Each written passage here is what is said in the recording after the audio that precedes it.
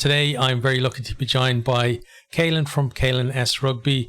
He's very knowledgeable, especially about Irish rugby. I think if there's anyone who's seen a rugby ball in Ireland, Caolan has, knows about him and probably has him in some kind of rank list as well. So welcome, Caolan. Thank you for taking the time. Thanks very much for having me on, Mark, and looking forward to this. Okay, good. So we're going to look back at the pool stages of the Champions Cup that has just ended. So we're going to start just with the pool stages themselves. Like, how do you think this year's pool stages went in terms of like spectacle? I've been happy enough with it. I was a bit of a critic so far, but I think the EPCR have kind of fallen into a format that kind of works. I understand people will say, well, if you don't play everyone in your pool, is it fair? And I get that. But at the same time, are we losing out by not seeing, well, Munster against Glasgow isn't a great example, but are we losing out by not seeing Ulster against Cardiff? Yeah, We're true. probably not. Yeah. Do you know what I mean? Yeah. I understand it might be unfair on them, but from next year, when there's further meritocracy in the form of the URC qualification, I think we'll be fine. And you look through the pools, you can't really argue with how they panned out, really. No, that's true. Yeah, agree with that. So I think you have to be pretty happy with how it went. Like, I don't think there was too much luck of the draw in there. No, and I was actually looking kind of over the results as well in terms of who qualified and that kind of stuff. And if you took, the weird thing is, if you took last year's format and used just the same thing of like two pools of 12, the same teams would have qualified for the knockout stages as well. I think the only difference is that, who was it? Like Bristol would have pipped Ulster, I think, to drop down into the Challenge Cup. Other than that, everything the same. Yeah, no, I'm pretty happy with it. So, like, and having four pools is better than two conferences as well. It is, I think, because you have conferences, you don't have control over most teams. Whereas at least with pools, it is a shootout. Like Connacht against Bristol on the final day was deciding who got into the Challenge Cup, and that makes a difference, really. It does, yeah. Yeah, it feels like a head-to-head, whereas last year was just certain teams that were going to qualify anyway, and then it was, the rest then was, if you couldn't manage to win a game, you were out. Was the way it was last year, really. Yeah, that's the thing. And I'd be pretty happy with it. And I don't think there's too many who were displeased by it so far. I think a lot of people came around to it, especially that the closing round with all the permutations and everything. I think most people ended up happy. And listen, the fans or the stakeholders, they never get asked, but if they're happy, they'll vote with their feet, and then that's when the EPCR will take notice. That's it. And I think as well, looking at the format, when you've got 24 teams, it's hard to manage it anyway in terms of, having the pools and stuff, especially with around a 16. You can't really afford to have, pools of 4 with 2 extra games. But also, I think this year there were some, really good games that kind of, obviously if that happens, then it lifts everybody's, view of the format anyway. Yeah, that's the thing. And like the quality games, yes, there's been a couple you could point to and say, well, that's not good enough. Teams sending second string and all that kind of stuff. And I understand that. But I'd be pretty happy that might just continue to be there without it being the main talking point going forward, because especially this year, I think more teams took it seriously. You look at clubs like Lyon giving it a rattle, Northampton obviously top their pool. Like, that's good for the competition. It's healthy, and hopefully, in 2 or 3 years' time, we'll be saying, well, almost every team that has been in Europe has contended to get into the knockout stages. Yeah. There'll always be clubs who struggle, but I think the token games are going away. I think the fact that you can qualify in one win means less teams are going to take games less seriously. It's not great, but like, it's still something. And we don't have the room in the calendars. We're never going back to six pool games, so might as well just try and make it work with 4. The only thing I might say is I might prefer maybe if, so take our top 4 seeds, which were Leinster, Toulouse, Bordeaux and Northampton, if they got a bye through the round of 16, and maybe a compensatory package because they'd miss out in the game. If they got a bye and then only 12 teams qualified, I think I'd be happy with that. Now, I understand that would mean my own Munster would have missed out in qualification, but then So too with Saracens, and they're a bit of a pantomime Yeah, villain. So yeah. I think we could have taken one for the team, but I think that might be the way forward. I think, yeah, that's a good idea because, the thing about the round of 16 is the effect on the pool stages is that the attention is drawn towards the bottom of the pool. And it's just natural because that's where the cutoff line is for elimination. Whereas if you look at the old Heineken Cup format, it was like the last day was basically about who wins the pool. And then if you don't win your pool, can you be like one of the 3 best runners up? So everyone was watching what was happening at the top of the pool. And it's just, because of the fact that so many, like 2/3 of the teams at the moment qualify for the knockout stages.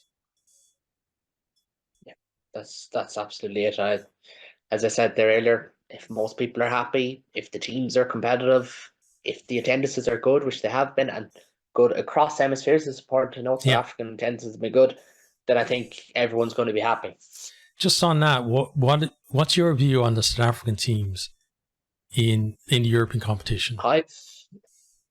I've no problem with it. I think something will need to be done in terms of the block of fixtures, because obviously for multiple reasons, but like South African side, you take the Bulls for instance, they have a great opportunity that they could, beat Leon in the round of 16. Say Munster beat Northampton and the Bulls have a home quarter final. Nobody wins a Pretoria, you'd imagine they'd win that as well, but they can't get a home semi-final. So that's something I'd like to see addressed and looked at. But apart from that, I'm pretty happy with them. They've taken it seriously. I don't think a South African team has lost at home in the Champions Cup this year, if I'm right. I think the Bulls and Stormers won all their games. All 4 of their games. And like you simply can't ask for more. There was great attendances there. I think there was about 20 or 30,000 at the 2 Stormers games. Could be getting a mix up with another game, but like there will be buy-in, and the further into the competition they go, they'll buy into it more. I think for them it's a new format, it's different, it's not something they love. Obviously the Bulls didn't take the Bordeaux game as seriously, and they were without some South Africans, or some South African internationals from the World Cup. Yeah, and I think once they get again full buy-in, I think they're going to be some force, because like nobody wants to go to Pretoria. Nobody will want to go to Durban or to Cape Town in the middle of their summertime and have to play them. And like if La Rochelle is sending out a full team to Cape Town and losing in a classic at the end of the game, then clearly they are very good teams who need to be respected. And I think they will go far in the competition, and that'll make people stand up, even if they don't want to. Even if there will be pushback, I think people will have to stand up and take notice eventually, because the quality of South African club rugby, we see it in URC, it's phenomenal at the moment. Yeah, and I think that's what's going to help in the long run, is that there are going to be rivalries formed as well with the South African teams, because they're going to go deep into the tournament and they're going to be classic games that people look back on. Whereas some of the URC teams, they're almost cannon fodder going into the pool stages, and they very rarely make it to the knockouts. So I think on that point, the South African teams, they're here to stay, and I think they're a brilliant addition to the competition. Yeah, absolutely. I don't know if anyone, granted my own kind of supporter pool of friends are all pro URC, but I don't know of too many who are very against it.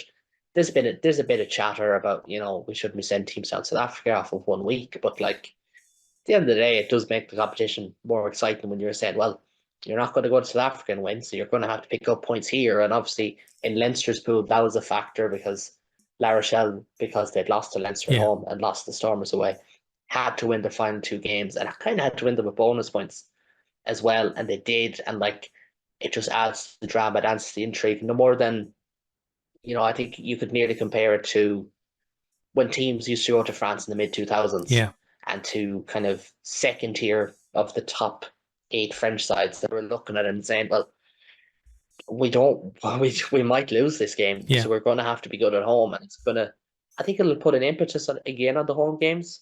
Obviously that would have went during COVID for natural reasons, and I think you'll just have that little bit of a bounce back that, like, well, if we have the Stormers in our pool, say you're Northampton or someone, then we have to go 2 from 2 in Franklin's Gardens, because it's so hard to win down there. Yeah, true. And when you play them as well in the 4 games is going to be important, because obviously you could have league games, or you could have, in the run into the Six Nations or after Christmas, and Yeah. when you play them is going to be important. And like Munster know all too well about what it's like. La Rochelle know all too well. It's not easy to win down there either. So they'll get an awful lot of respect just from the teams and who they have to face. True. What do you think of Bordeaux's performance? Like top in their pool?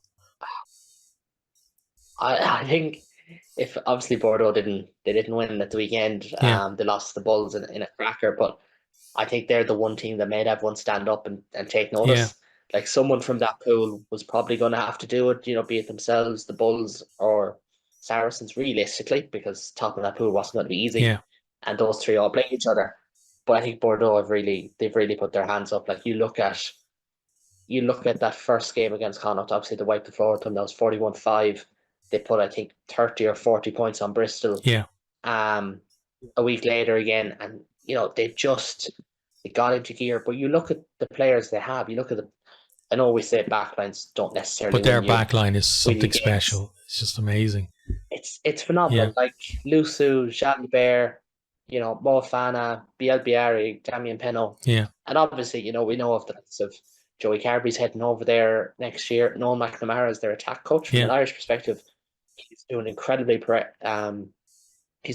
things to them. But they just have a little bit of everything there. Their scrum is phenomenal. Yeah. Like Carlos Sadie was one of the biggest players in the URC. He joins Bordeaux, and he's not even the biggest tight head there because we got Big Ben Tammifyna. As if it wasn't easy enough to scrummage against Carlos Sadie as it is, and they just have something special about them. I think, heading into around the 16, obviously they got the home draw as fourth seed. They play Saracens again. But that, again, was the game that made you stand up and take notice because they had Saracens beaten before halftime. Yeah. Saracens did not look interested at all, and the stadium was rocking. Like we remember it as Munster or Leinster fans of that classic Bordeaux stadium for all those great away days that we've had there. And it was really a come at me, we're one of the contenders now, because they'd never taken Europe seriously before. It's important to remember that. So to see, Jalibert, Penaud, Biel Biari, who's only about 20 or 21, it's phenomenal how good he is at his age. And guys like that just standing up and, heading into Six Nations, so had the likes of Lusu and Jalibert to add to that as the halfback pairing for France and for Bordeaux. They have a few weaknesses, there's no doubt about that, but they are a team that's going to be contending, and I think they are one of the top four. I'd nearly put them ahead of Toulouse right now as well, because I just feel like Toulouse, when they lose Dupont, they have lost Entomac. Challenge could be out for the rest of the season. I think that'll eventually catch up to them. Yeah. And then Bordeaux's running. Like Bordeaux will have Quins or Glasgow at home if they beat Saracens. Yeah. They should win that.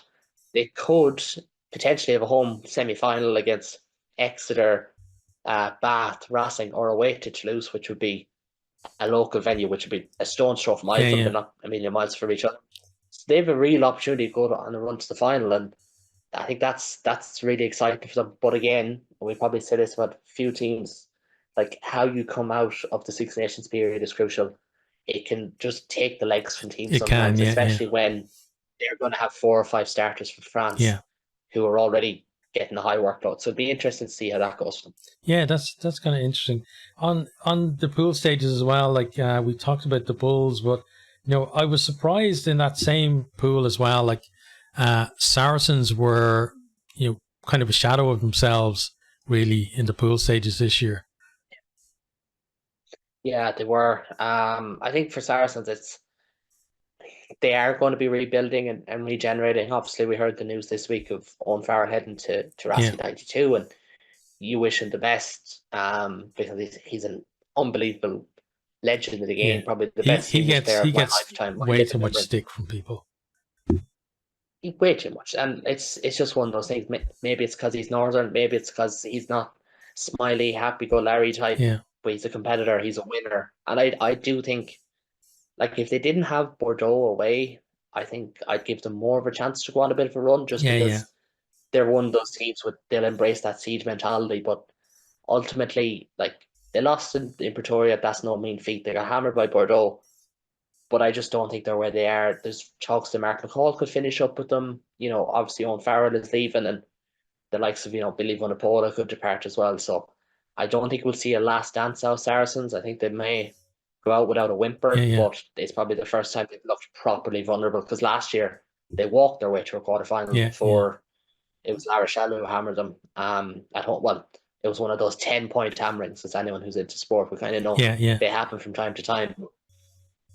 They were a shadow themselves, there's no doubt. Defensively, attack never really seemed to get going in any game, even though they're well able to score tries.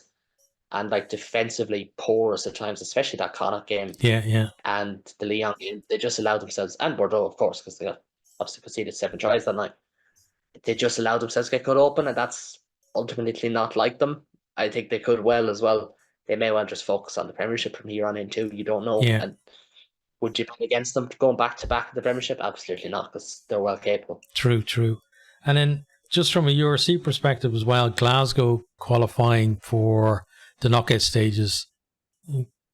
What's your view on that? Like there seem to be a team. They're coming on a little bit at least. Yeah, they are. That was a pool that I think it went almost the opposite of how I would have expected in some regards, because Toulon finished bottom of Pool 3, Northampton finished top of Pool 3. I could have swapped them and had no issues about it in my tournament previews. But, Glasgow, I think they'd be disappointed in how that first game against Northampton went. I thought they were out after that. Yeah, it looked like they dropped the heads, but obviously, they had the extra game in January, but in between that, they scraped to win over Bordeaux, or Bayonne, apologies. They scraped to win over Exeter, and then by the time they played Toulon have thrown in the towel and they're through, and the fact they got a bonus point took them ahead of Munster. But I think that pool it worked out as fairly as it probably should have in its own regard, but at the same time, if Northampton lost 2 games more, if Glasgow lost 2 more games, if Munster won 2 more games, if Exeter won their other game, you wouldn't have been surprised. It was really, really weird. Anyone's, it made for a lot of fun that way, and I think that's something we thoroughly enjoyed. And hats off to Bayonne. I think Bayonne are the club from Pool 3 that we should be really talking about, because their European debut, like last year, they were terrible. Last year, they were in the Challenge Cup, didn't win a game. Then they go to Thomond Park and they come away with a draw. Then they actually looked not great in the next 2 games, and then they turned it on in the last game as well.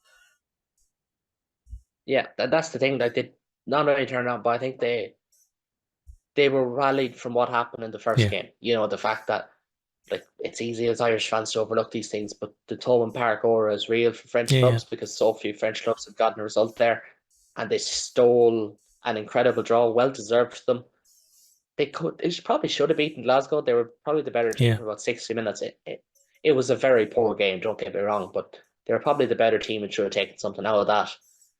And yes, they were awful against Northampton. There's no 2 ways about it, but I think they had eyes on Exeter, and boy, oh boy, did they take them for a flight, because that was an unbelievable performance. And it's great to see, like we said about the South African clubs, it's always great to see new clubs come in. It is, and kind of rip up the script a little bit, because Bayonne are one of those clubs. They'll have seen Biarritz get behind cup finals in 2006 and 2010, their arch rivals, and hated it. And I got the chance to speak to former Munster player Alex McHenry recently, and he said they played a game in Biarritz, and the Bayonne fans were there with their Dax, he plays for Dax, with t-shirts and banners for them, because those 2 clubs hate each other so much. So for Bayonne to go and have any form of European success, having never made it in, after everything Biarritz has done, I think that'll take great pride, and I'd love to see them back in the competition next year. Top 14 is so competitive, it's so hard to get back in, but they would be the type of side you'd be worried about them. Yeah, they've got a good example, I think, in La Rochelle as well, in a team that can come from having no real European history and then just build it. And as long as the fans buy in and the rest of the club buy in, we know that there are teams in France who, if they lose the first game, they're not interested anymore. They're going to send second teams over to wherever they're playing away. But if a team takes it seriously, in Bordeaux as well this year, you can actually make progress. And that's it. It's year on year. You have to be there. Yeah, that's the thing. And it's great for the competition as a whole, but it just shows the strength of the top 14 as well. I know we don't get an awful lot of coverage of it here in Ireland because, without Rog, Donnacha Ryan, no McNamara, and Ulster Land, there's not a huge Irish representation in the league, but it is uber competitive. It is, the gap between top six, which gets you into the barrage of knockouts, and maybe 11th or 12th, it's so small, and it's what every competition aspires to be. It is essentially the Premier League of rugby at the moment. True.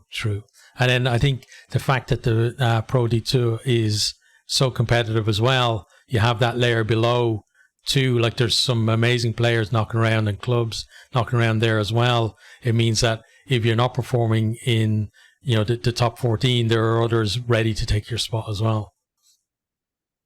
Yeah, absolutely. So let's move on then to the Irish provinces.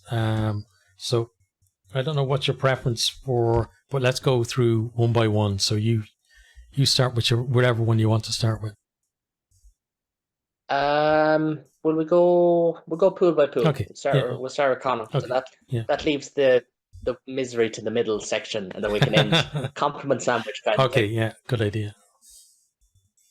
Right, so Connacht, for me, like all season, Connacht have been up and down, and there's no real consistency in their performance, and it kind of showed in this as well. Like their home game to start out, and they get absolutely blown away. Now, in fairness, by an excellent team, but still, you expect them at the sports ground that they're going to be competitive. You expect, like with Connacht, that if they're going to lose like 50 points to 30 or something like that they're going to give it a go. But it didn't really happen in that first game for them.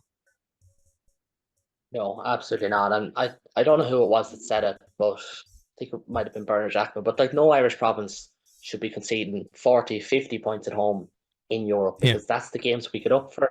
That's the games that we sell and have done for 20 years. For Connacht to have the floor wiped to them was galling, and it was embarrassing on their own behalf. But because Bordeaux went out the following week and did the exact same thing to Bristol without even hitting the same gears, I think we kind of stood back with like, right, may need to take some things back because there's true. Bordeaux are clearly a team. And it was disappointing for Connacht, there's no doubt about it. Obviously, Matt Hansen got injured that night. Carl Ford had a bit of a day to remember, or day to forget at 13.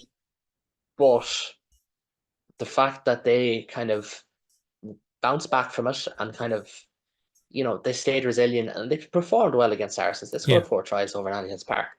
I think that's what we should probably take from it, because, we talked about Bordeaux at the top of the show. They're brilliant. They're an unbelievable side. Connacht are, they're hit and miss. Yes, there's been selection question marks and, slight tactical things that have looked off. And maybe a little bit of the intangibles in terms of, the fact that they look beaten at 20 points down and then lost by 40. Obviously, these are things that should be discussed, but I wouldn't look too much into the Bordeaux game, and instead maybe look at the Saracens game or the Bristol game to see where they're at. And I think actually the Saracens game is the one you look at, because defensively they were poor and they were out-muscled, which is always an issue. But their attack clicked, they never gave up, and they actually really stuck it to a top-tier team, which we know they can do on any given day. Yeah, that's it. That like they've always got kind of a puncher's chance, because generally their attack clicks, and it's then whether they can produce in defence. And if they can hold teams out for long enough, then it's almost kind of like trying to outscore the opposition rather than to limit their scores and just build into the game the way other teams might. Yeah, that's it. And it's not. I understand it's probably it's probably slightly disparaging to kind of talk about them as a tier 2 Irish province, because they're not. There's very little between them and the rest. But in terms of the European scale, but given their budget as well, and like there's budget constraints, there's power deficiencies. There's a new head coach in there. They're still getting to grips with having deeper squads and bigger squads, which are absolutely needed. Don't get me wrong, but it's not the accustomed for Connacht. But I think they're dealing with it well. They're growing as a club. The new stadium would be great when it gets Yeah, in a yeah. couple of years, and I think there will be growing pains for not just this coaching staff, but in general over the next couple of years. But it'll be interesting to see, how they respond now with the URC or even the Challenge Cup. Like, they had a great chance last year to make a Challenge Cup Yeah. final if they just kind of put their mind to it, Yeah. which is really annoying because they could have had a great run to a Dublin final.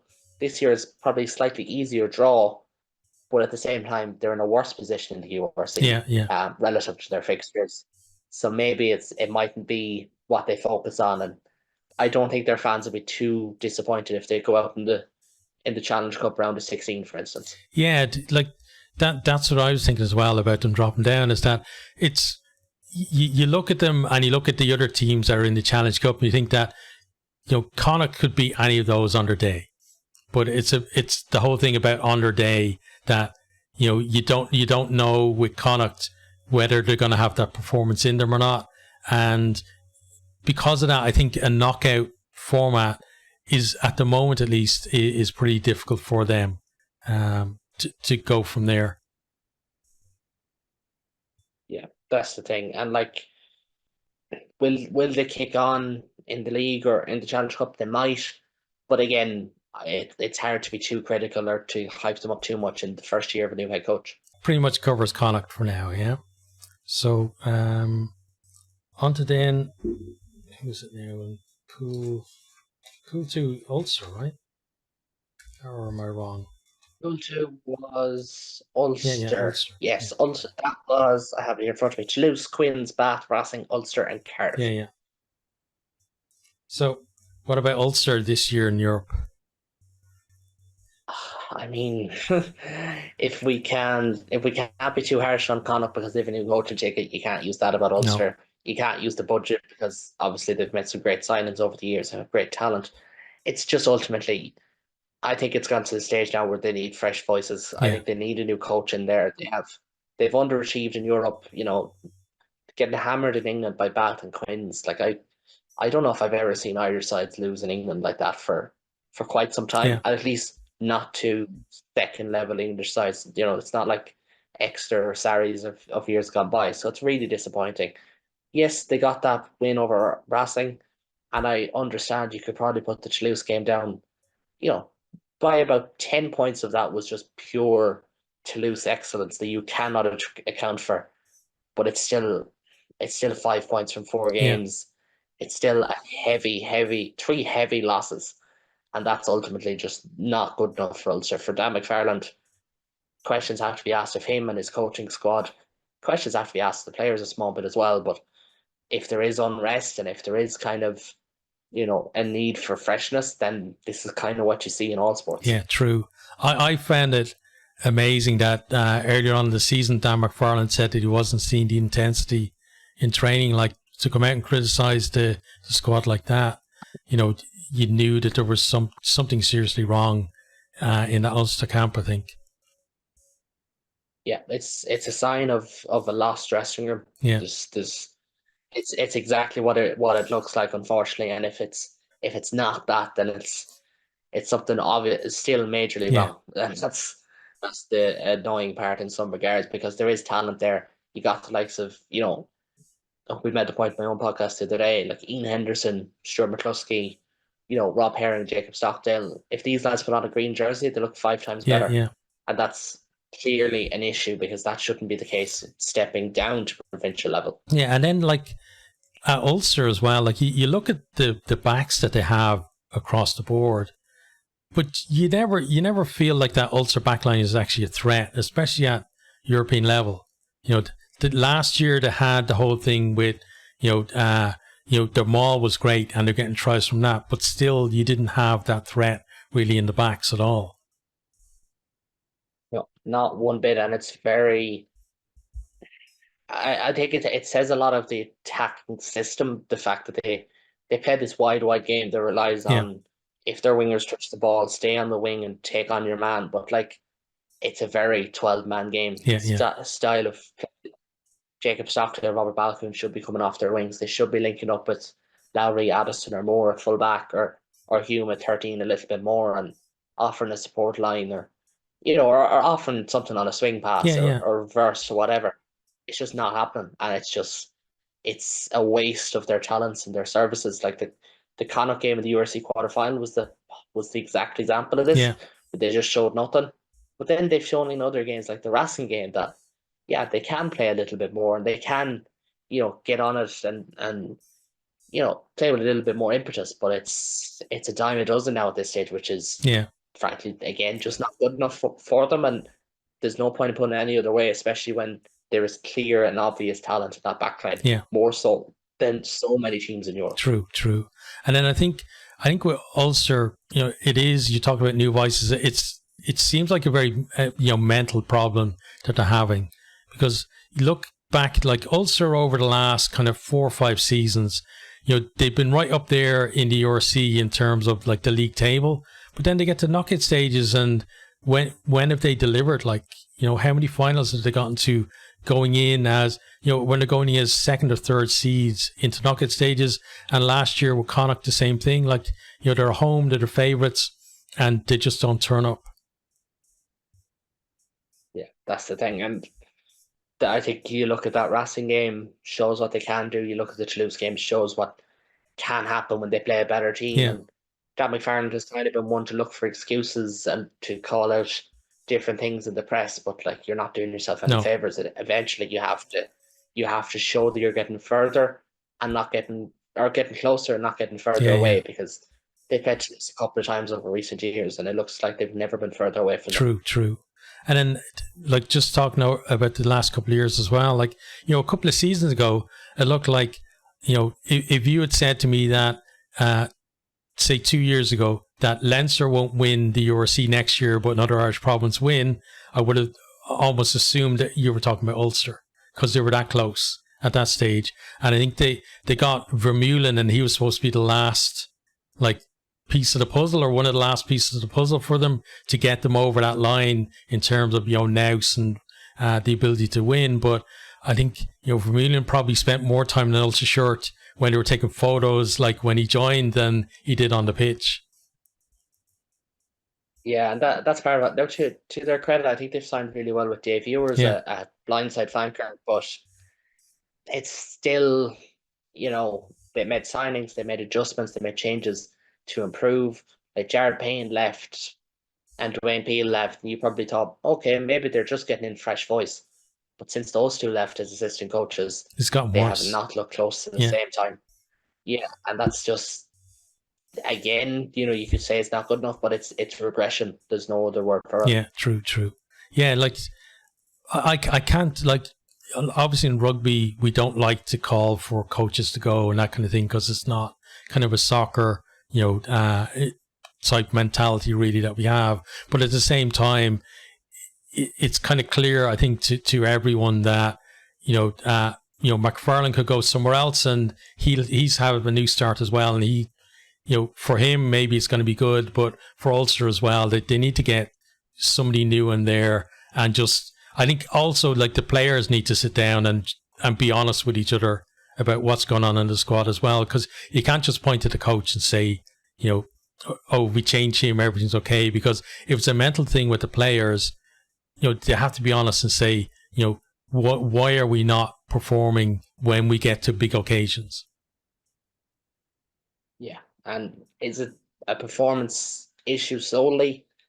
To a small degree, but I think it's more when the game is lost that we start to see it, which is in some ways more disappointing. Yeah, there's no fighting them. Sometimes you just need to know. Yeah, you just need to show something to show that you're not just going to roll over. Yeah, exactly. Yeah. And then that kind of fight helps you, because, like, when you're in a quarterfinal, semi-final, final, and you those kind of knockout games, they're games within games, where it's like, you have a period when you're on top and everything's going fine, and then momentum is going to swing against you, and you have to have that mental toughness and that fight to be able to either keep the opposition out, or at least if they score, to be able to respond and keep on in there. And you don't see that from Ulster at all.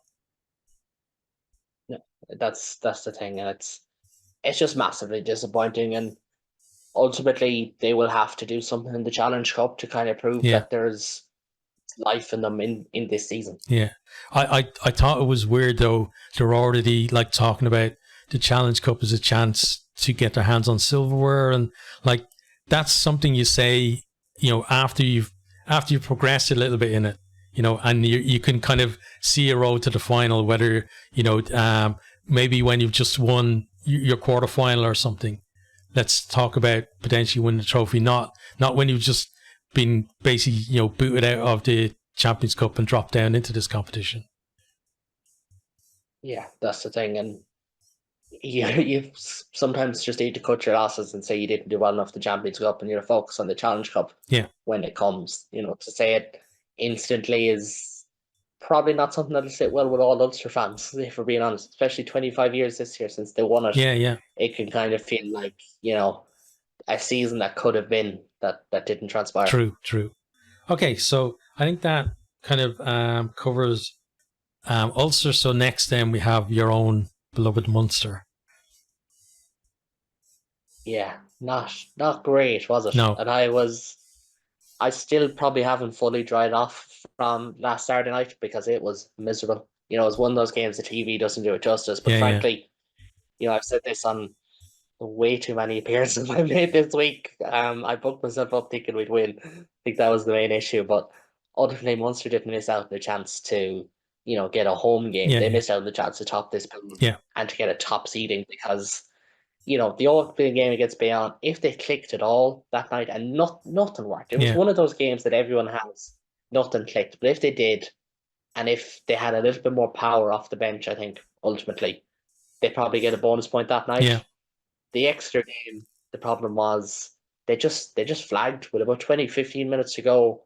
When Exeter were bringing on big bulky forwards, obviously we all know about Jack Dunn, who came on to score the try, but when they are bringing on big forwards, Munster were bringing on guys who are not of the same power, not of the same experience. They had two guys who are in the Ireland under-20 squad this coming year who were on the bench that day. Owen Clark, who was playing championship rugby last year, who was on the bench that day. It's just a little bit disappointing in that regard. Obviously, they bet you on, but again, those issues popped up against Northampton. And for the way Munster want to play, they need to have guys like Sean Kleyn, like Jorge Snyman, like Edwin Adogbo on the field, even Ollie Jaeger. The difference he showed on Saturday night when he was there from a ruck work perspective in particular is stark, because that's how you get quick forward ball, is you win your collisions, you win your ruck clearouts. And Sean Kleyn in particular is the one that Munster have missed so badly, because that lad could hit 75 rucks in 80 minutes if he was asked, because he just never stops. And he is a big loss. And ultimately, Munster have reaped what they sowed, but they have a chance for redemption against Northampton. And I think that's the best possible case scenario of some of the home draws. But let's talk about, it wasn't just against Northampton. It's happened a few times this season. Munster first half was brilliant, and the second half they just kind of disappear. Do you think it is just about the quality that's coming off the bench, or do you think it's something deeper? It's the bench for me, and I'm not calling out players individually because I've no time for that. But ultimately, when you're replacing someone like Jeremy Luckman, who isn't, I'm just going to use this as an example, but he's not the biggest prop in the world. He's more agile and athletic.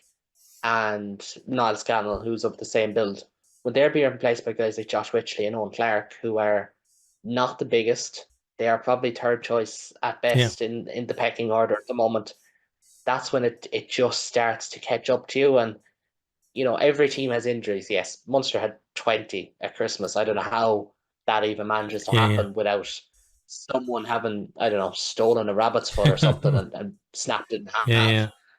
Or, I don't know how, but ultimately I do think the bench, and people say, well, it's a depth, they're not good enough.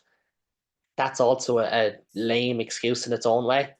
If how much they want to play with tempo, they want to play with that little bit of power. We don't have the size, we don't have the build for it yet. So how do you get around that? Guys like Ty Byrne are going to be important, Peter O'Mahony, because ultimately they always play bigger than what they are. But then you need someone like Sean Kleyn, Jorge Snyman, Ollie Jaeger, and Edwin Adogbo, guys like that, to just again punch above their weight, but to do an awful lot of what we call the grunt work. What true. we've come to know it as, and to get an awful lot of that work done. And you go back to the URC final, Sean Kleyn played the full 80, as did Ty Byrne, and obviously, Sean Kleyn didn't play the full 80, he played about 75 minutes. But Ty Byrne did. Orgus Naaman come off the bench. Sean Kleyn emptied himself on the field for about 70 minutes, 75 minutes. And they had, this is about confidence as well, but they were playing to an intensity and a standard that was just working above all else. But the impacts at ruck time, at set piece, all that, that was where it needed to be. This year it hasn't.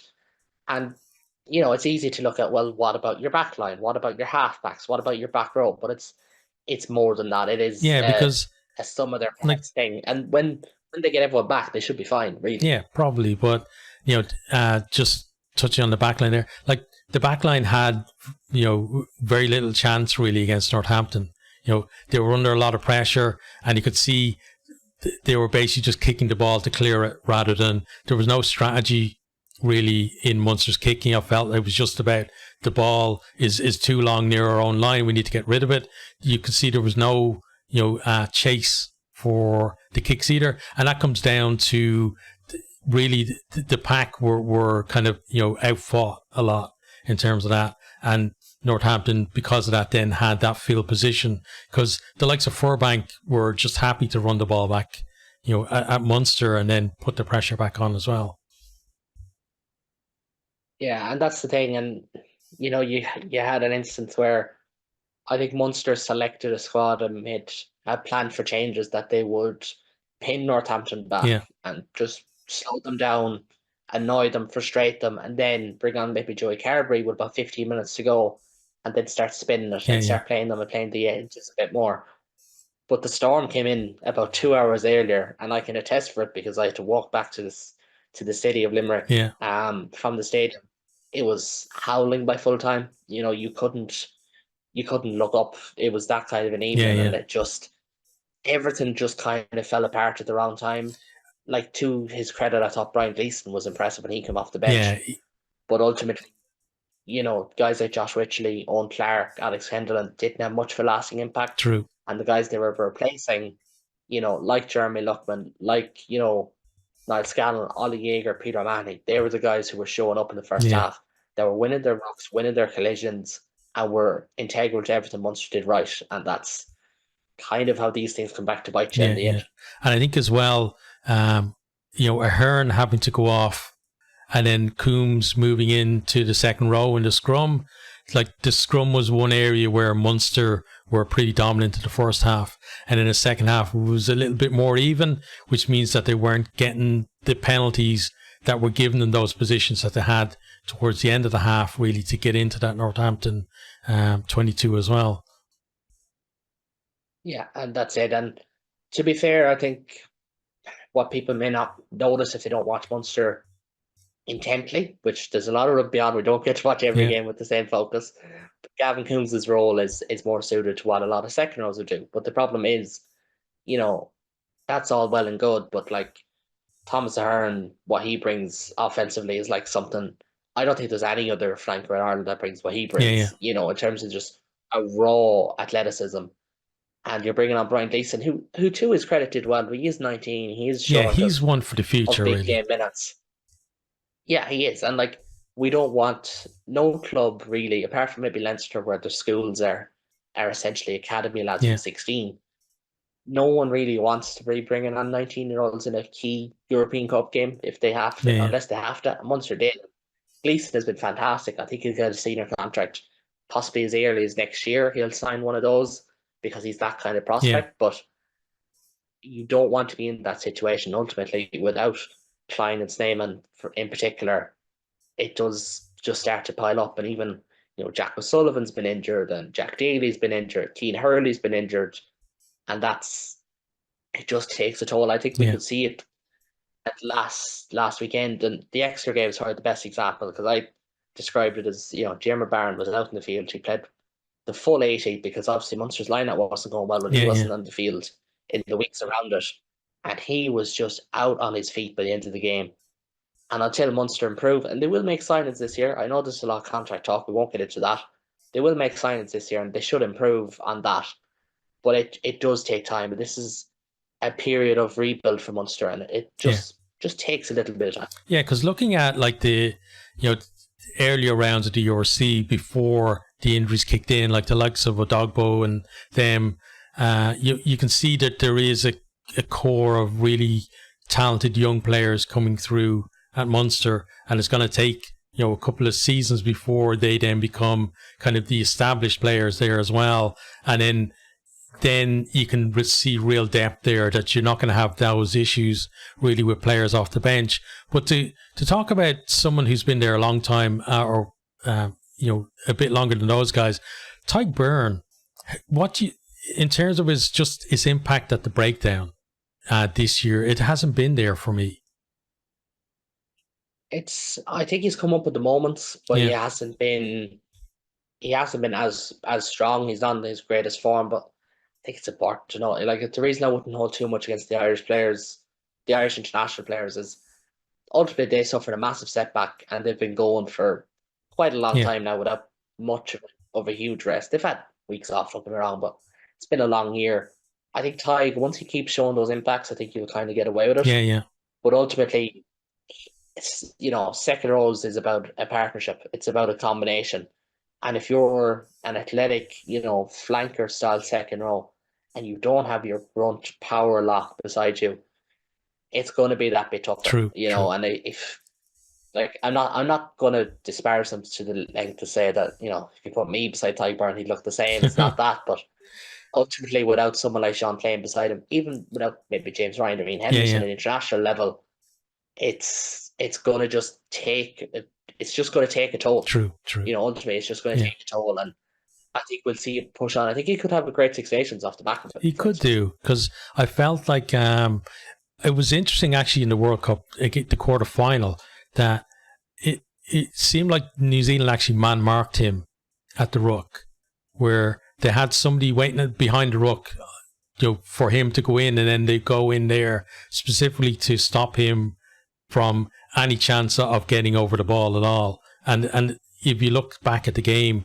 basically almost every involvement he had in the ruck was somebody coming in to get in his way, basically, and make sure that he couldn't get in there to have his usual impact as well. Yeah, and that's an old Joe Schmidt tactic that we used to see when Ireland played New Zealand or Australia or Pocock and Hooper. And if we're ready to talk about it, it's one of those things that Ireland probably could have planned for, because it's the oldest Joe Schmidt trick in the book. But that's kind of what happened there. But I think this year it's just, for Munster anyway, it's Beirne not having the guy beside him to complement him. True. And that'll happen. I think Munster will make a sign at second row anyways to help bolster things a small bit. So hopefully that won't be much of an issue too much longer, providing the injury gods don't spit on us again. That's always it, right? Okay, so let's move on then to Leinster. So how do you think Leinster went this year?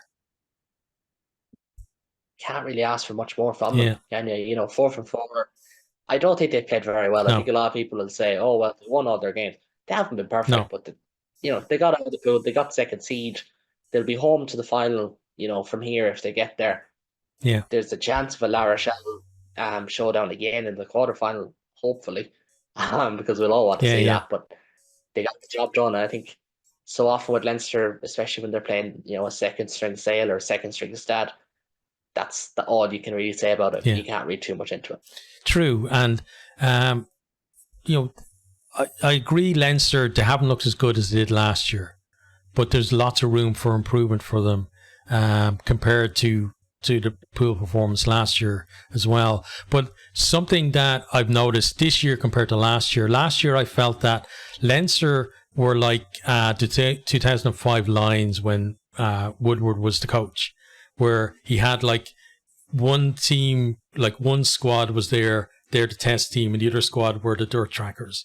And I felt like that last year for Leinster was they had their URC team and they had their Champions Cup team, and like they didn't mix at all. There was no real chance for anyone from the URC team to break into the the Champions Cup team. Now, a lot of that was to do with the fact that most of those players did go off to the Ireland camp and come straight back in to the team.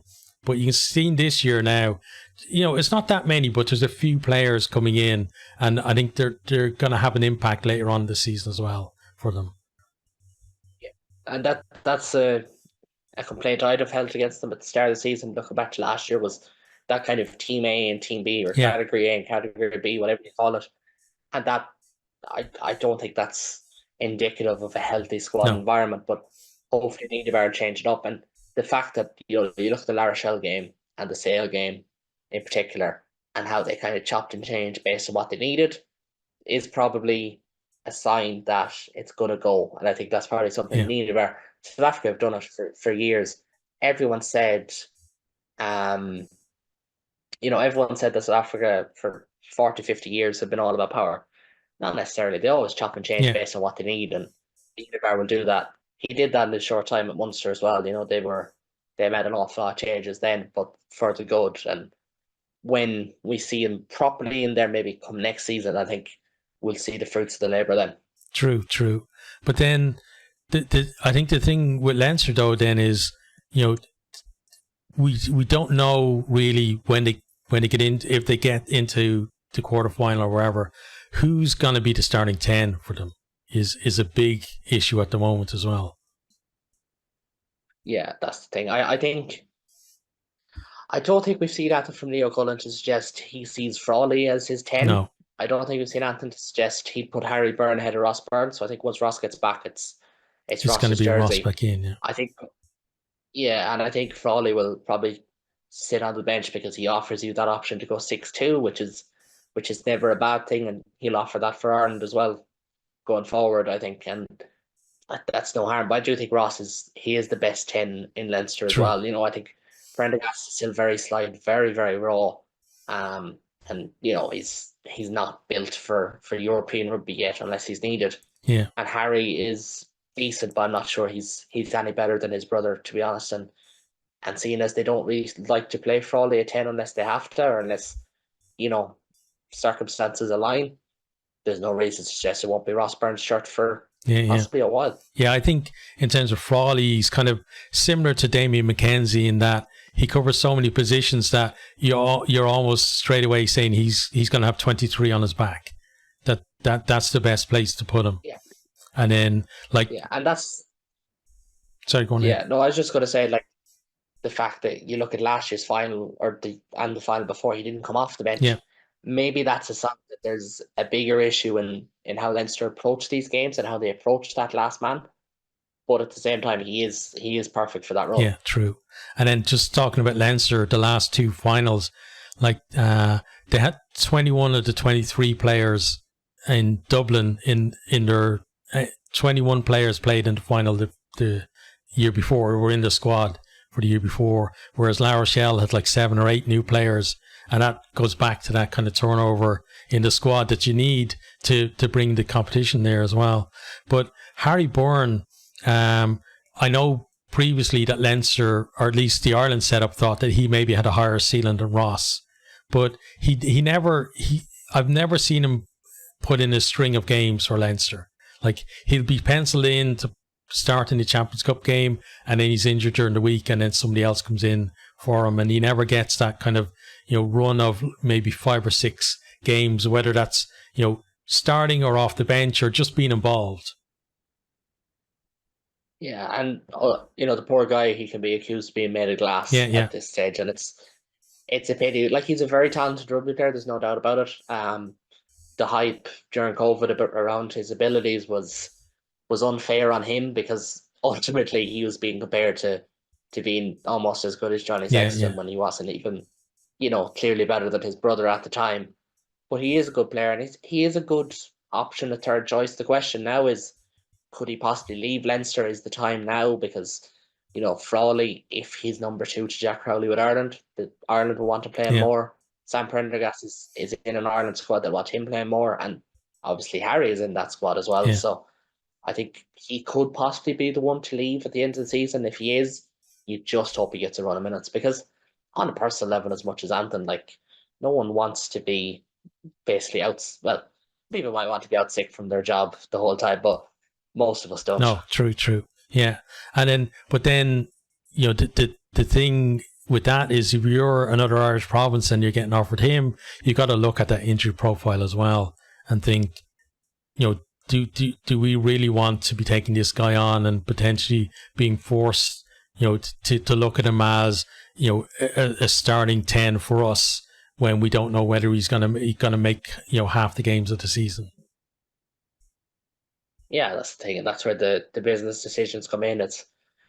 You could argue it's a bit easier for Leinster because they have one of the bigger budgets in Europe, but tongue in cheek aside, it's easier for Leinster to take that punt, especially the homegrown guy. And will he leave? Will he not leave? Yeah. I don't know. I don't know the answer. I'm only hearing speculation, but you do hope that for all these tens, because there is a few all around a same level of quality. If you were to give them grades, all between maybe, an A and a C, and they're all good enough. You just hope they all kind of get the chance to fulfill it. I don't think having 4 young tens at Leinster is going to do that. So hopefully one of them is. Yeah, true. Okay, so just general points then on the Irish provinces as a whole.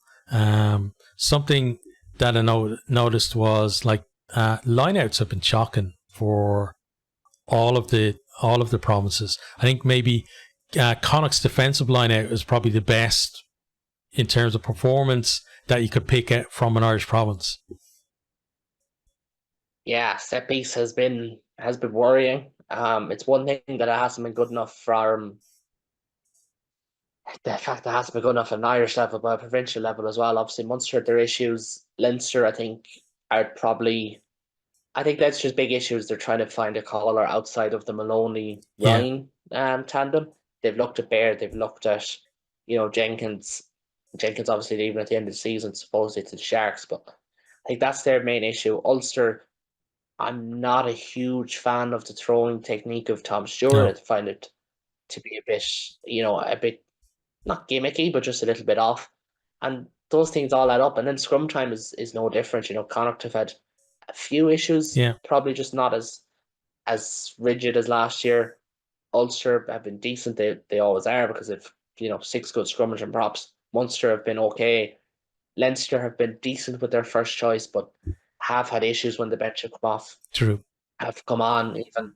So yeah, set piece is an issue. But I suppose halfway through a World Cup season, it's always the hardest season for the provinces. Historically, and maybe that's just part of the hangover that we're feeling. But then another thing is again across the provinces, Mall defence this year has been atrocious, really. Yeah, no, it has, and there's been a couple of tries conceded from it. Obviously the decisive try in the Munster Northampton game at the weekend to spark up the recency bias that came from a Mall. It's not ideal. Again, you do have to look at coaching, and you do have to look at what they're looking at. Personally, I think when it comes to the line-out, I think some of it is a new way of doing things because a lot of teams seem to suffer from the same issue, and maybe there's a new style of coaching that hasn't trickled down to us in AIL or in junior rugby. But you'd hope that's all it is, and that that it's not going to prove costly. I don't really care if they could see tries as long as it doesn't prove costly come the end of the season. True. Okay, so just to wrap things up then, looking forward to the round of 16 in both competitions, just for the Irish provinces.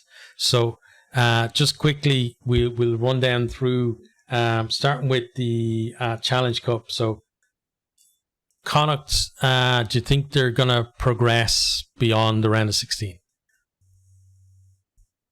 It's too early to tell, obviously, but I do think if Connacht give it a rattle, I think they can go on a run. Poe are not the kind of team that you'd be scared of and would probably be targeting top 14. So even if Connacht rotate, they could get a win there.